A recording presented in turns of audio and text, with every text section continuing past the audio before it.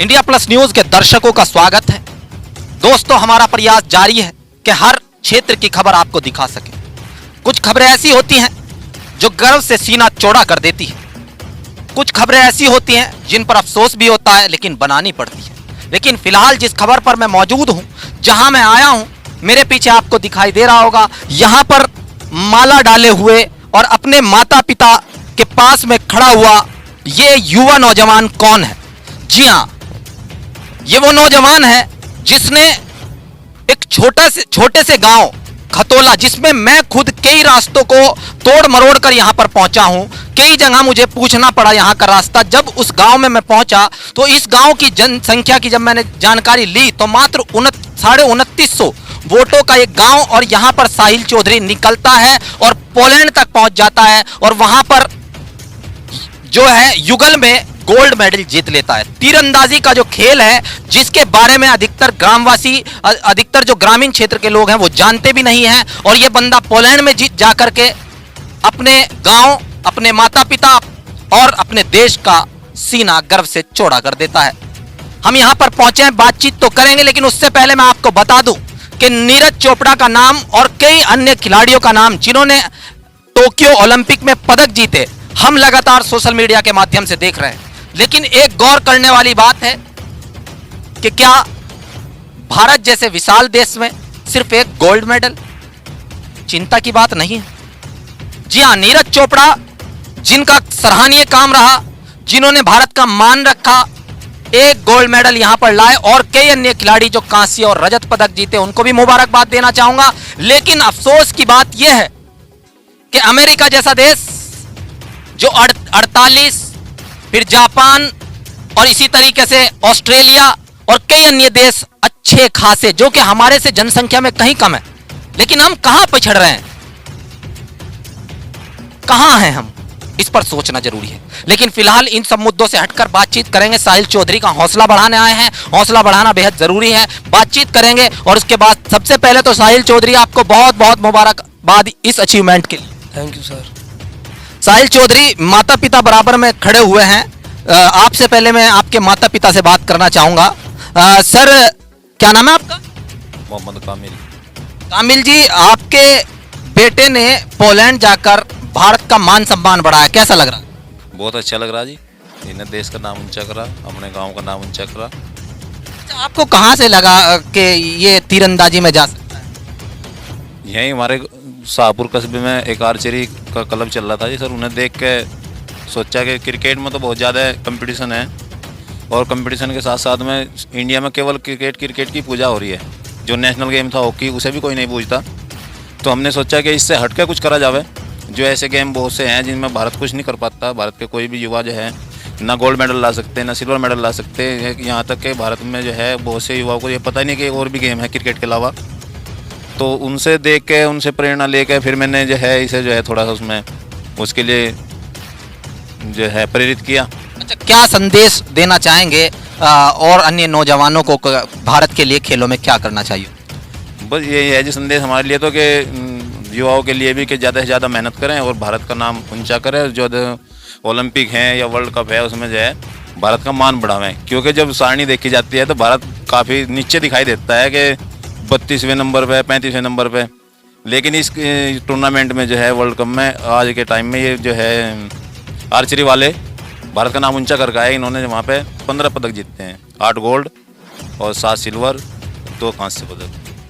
बहुत अच्छा ये प्रदर्शन रहा है और बहुत खुशी की बात है। माता जी, बेटा बराबर में खड़ा हुआ है, विदेश गया था और वहां से भारत का नाम रोशन करके लौटा है, कैसी फीलिंग्स है, कैसा महसूस कर रही हैं? एक आज हमें बहुत खुशी है जी, हमारा बच्चा जीत का आज देश का अपना नाम रोशन कर दिया, अपने गाँव वालों का, सबका। हमें बहुत खुशी हो रही जी आज। माता जी ने बड़े मासूम से अंदाज में कहा है और पिताजी ने उनके बताया है कि जो ये यूथ यानी कि युवा लड़के वहां पर खेले सब जूनियर चैंपियनशिप में, और यहाँ पर जैसे लिखा हुआ है वर्ल्ड यूथ आर्चरी चैंपियनशिप, इसमें अच्छा खासा प्रदर्शन रहा है। अब साहिल चौधरी से बात कर ली जाए और उनसे जाना जाए कि कहाँ से उनका सफर शुरू हुआ। दोस्त, कहाँ से लगा के तीरंदाजी में आगे जा सकते? जी, सबसे पहले तो हमारे कस्बे, छोटा सा कस्बा शाहपुर, उसमें एक आर्चरी क्लब स्टार्ट हुआ था। उसमें युवाओं को आर्चरी करते देख मुझे लगा कि मैं भी यही गेम करना चाहूँगा, क्योंकि क्रिकेट में सब करते हैं। उसमें मतलब इतना कंपटीशन हो चुका है कि क्रिकेट के अलावा और कुछ कोई कर ही नहीं सकता है, बस क्रिकेट ही क्रिकेट को सब पूछते हैं। तो फिर मैंने सोचा कि मैं आर्चरी में ही कुछ करूँगा। मैं सबसे पहले मेरा सफ़र स्टार्ट हुआ सोनभद्र में, एक स्टेट चैम्पियनशिप हुई थी सीनियर की, उसमें मैंने क्वालिफाई किया था। मैं वहाँ पे कुछ ज़्यादा कुछ खास नहीं कर पाया था, लेकिन उसके बाद स्कूल स्टेट चैम्पियनशिप में मैंने सिल्वर मेडल जीता। और उसके कुछ ही महीनों बाद जब नेशनल चैम्पियनशिप हुई वहाँ पे चंदौली में, मैंने वहाँ पे गोल्ड मेडल जीता। और उसके बाद फिर मेरी जो लाइफ थी वो एकदम चेंज हो गई।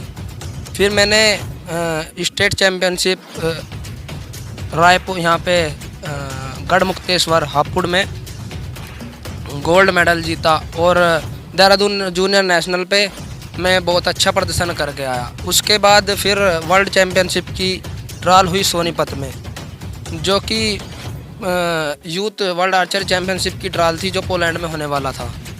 उसमें मैंने सेकंड रैंक पे क्वालिफाई किया। और फिर जब हम वहाँ पे पोलैंड में कंपटीशन खेल रहे थे तो हमें बहुत अच्छा लगा, क्योंकि वहाँ पे 15 अगस्त के दिन जो हमारा इंडिपेंडेंस डे है, वहाँ पे हमारा नेशनल एंथम लगभग 8 बार हुआ। तो वो हमारे लिए बहुत प्राउड फील की बात है और हमें बहुत अच्छा लगा वहाँ पे।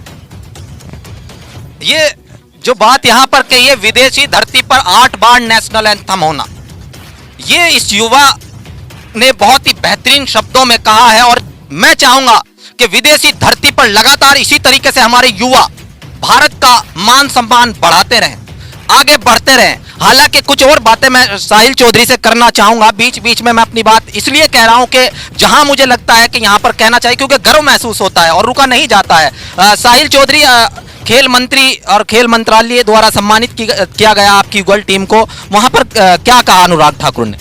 जी, वहाँ पे बस यही कहा कि 2024 के ओलंपिक में हमें सबसे ज़्यादा मेडल लाने की तैयारी अभी से शुरू करनी चाहिए।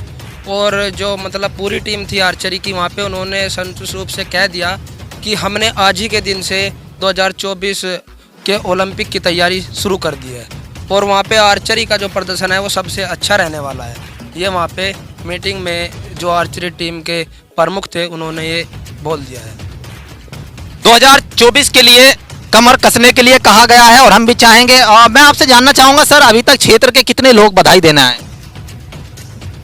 तो कोई बस पहली टाइम अभी की है, यानी कोई जनप्रतिनिधि पहुंचा? अभी नहीं। यूनुस चौधरी, जिला पंचायत कसेरवा। मात्र अभी तक एक जिला पंचायत सदस्य यहां पर पहुंचे हैं। जनप्रतिनिधि को और जो चुनाव लड़ रहे हैं उन्हें क्या इस युवा का हौसला बढ़ाने नहीं आना चाहिए था? क्या उन जनप्रतिनिधियों को नहीं चाहिए कि अगर क्षेत्र का कोई नाम रोशन कर रहा है, देश का कोई नाम रोशन कर रहा है, तो उन्हें नहीं आना चाहिए? ये हमारे अंदर कमी है। यहां पर मैं खुले शब्दों में कहना चाहूंगा कि जब तक हम हौसला नहीं बढ़ाएंगे, जब तक हम सोशल मीडिया की दुनिया से, सिर्फ टिकटॉक और अन्य क्षेत्र से, इंस्टाग्राम वगैरह पे वीडियो बनाने से हटकर अपना पसीना मैदान में नहीं बहाएंगे, जब तक हम बच्चों का हौसला नहीं बढ़ाएंगे, इन्हें राह नहीं दिखाएंगे और पूरे तरीके से समर्पण नहीं करेंगे खेलों के प्रति, तब तक मुश्किल है। हालांकि इन्होंने बताया कि खेल मंत्रालय ने कहा है कि 2024 में अच्छी मेहनत करें और ज्यादा जो है अगली बार हमें गोल्ड मेडल लाने हैं। मैं भी आशा करूंगा कि हर क्षेत्र में भारत के खिलाड़ी भारत का नाम रोशन करते रहें और इंडिया प्लस न्यूज इसी तरीके से आपको हर क्षेत्र की खबर दिखाता रहेगा। बस आपको इतना काम करना है कि जिस तरीके से आप लगातार शेयर कर रहे हैं, आगे बढ़ा रहे हैं, हमारा हौसला अफजाई कर रहे हैं, इसी तरीके से जुड़ रहिएगा। हमारी कोशिश जारी रहेगी। यूपी महासंग्राम हमारा प्रोग्राम चल रहा है, उसमें भी लगातार आप अपनी राय रखते रहें और कहाँ हमारी कोई, अगर आप देखते हैं कि किसी तरह की कोई कमी है तो उसे भी बताएं, लेकिन सभ्यता के दायरे में इसी तरीके से जुड़ रहे हैं। मैं अपने सहयोगी राजू नयाल के साथ Shahim Hasan, India plus news, Muzaffarnagar. India plus news, सिर्फ वही जो सही।